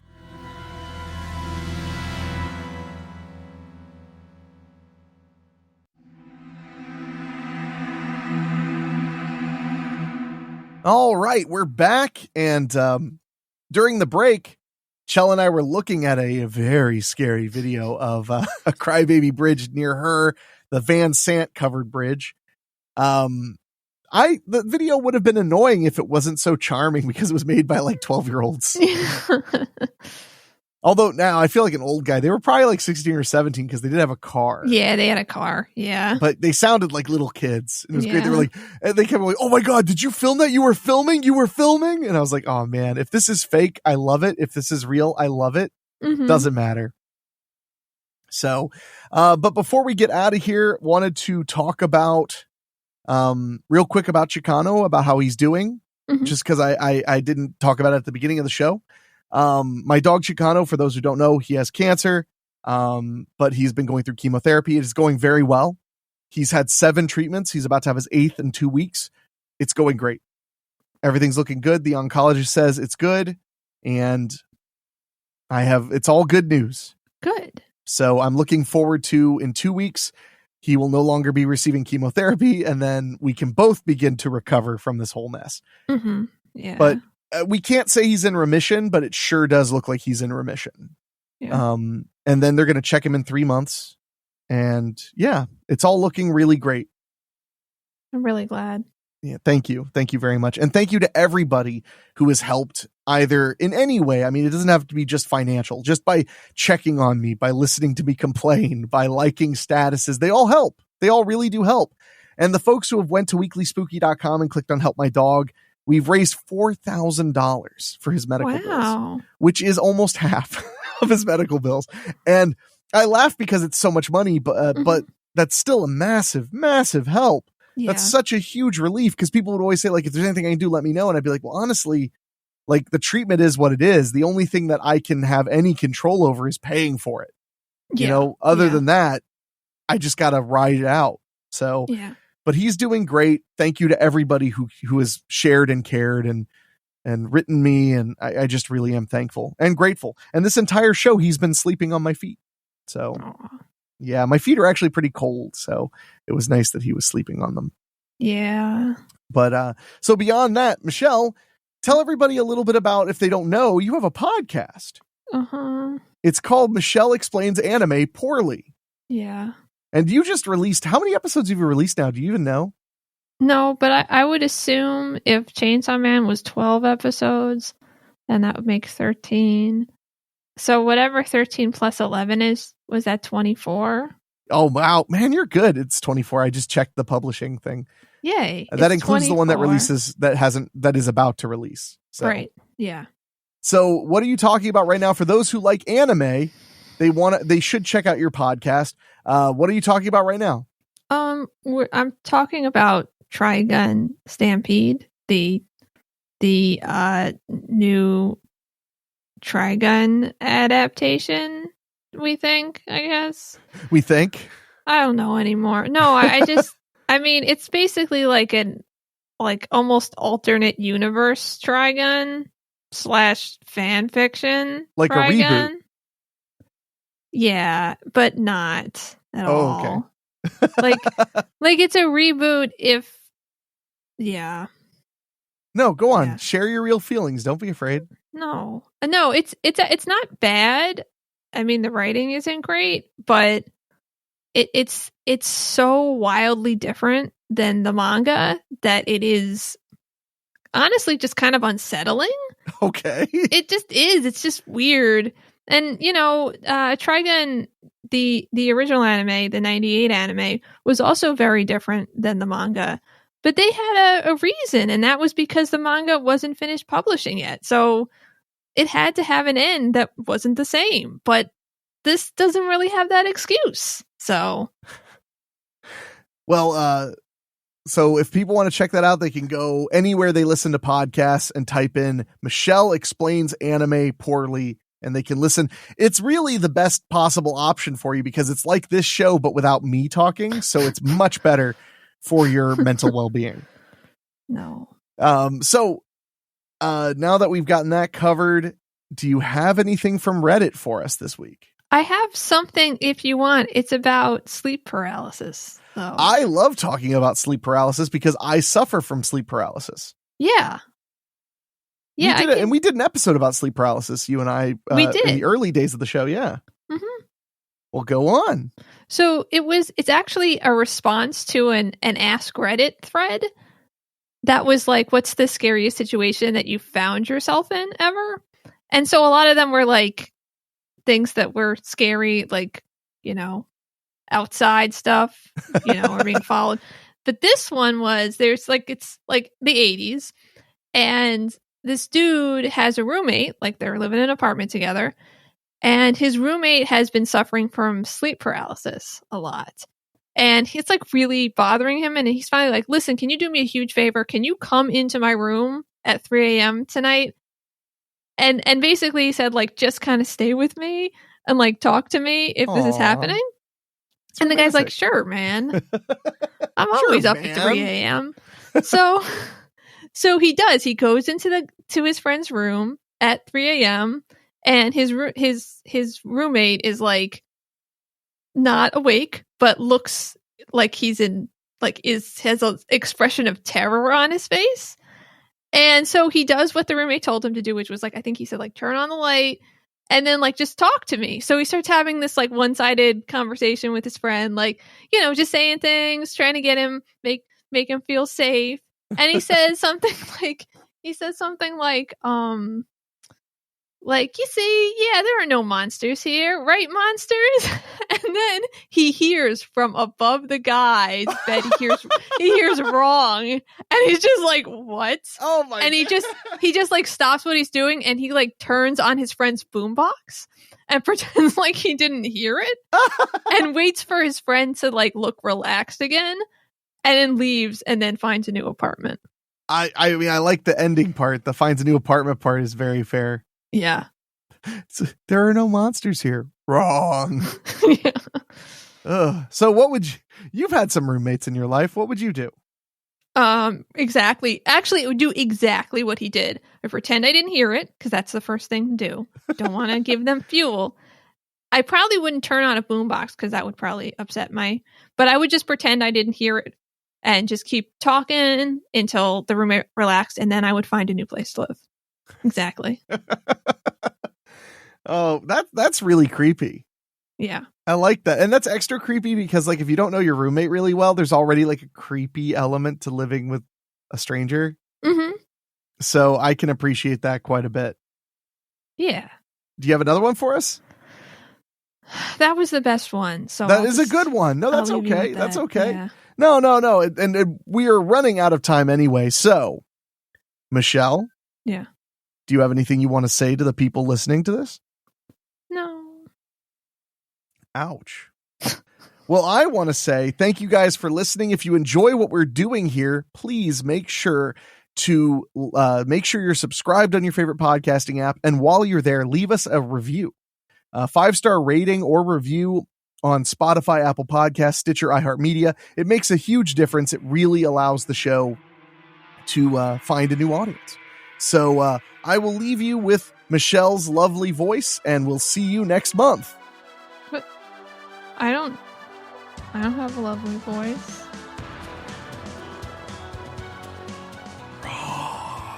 Oh no.